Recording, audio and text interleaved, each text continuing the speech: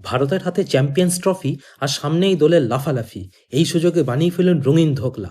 দেখতেও যেমন, খেতেও তেমনি পুরো এক নম্বর। কুচি কুচি বিটগুলোকে মিক্সার গ্রাইন্ডারে দিয়ে ভালো করে ছেঁকে বিটের লাল রস বানিয়ে ফেলুন। এবার সেদ্ধ পালং শাক, আদা কুচি, লঙ্কা নিয়ে বেটে সবুজ রং বানিয়ে ফেলুন। 3টে ছোট বাটিতে 1 কাপ করে বেসন নিন, অল্প করে নুন এবং চিনি যোগ করুন, একটাতে জল মেশান, একটাতে পালং শাক বাটা মেশান, একটাতে বিটের রস যোগ করে তিরঙ্গা বানান। তারপর 15 মিনিট ঢেকে রাখুন। বিটের রসে 1 চামচ ইনো দিয়ে ভালো করে মিশিয়ে নিন। তারপরে কন্টেনারে একটা বাটার পেপার দিয়ে বিটের রসটা দিয়ে 5 মিনিট ধরে ভাপান। 5 মিনিট ভাপানো হয়ে গেল। এরপর নরমাল বেসনের সঙ্গে ইনো যোগ করে 5 মিনিট ভাপান। তারপরে একই কাজ করুন পালং শাক মেশানো বেসনের সঙ্গে। 3 বার ভাপানো হয়ে গেল।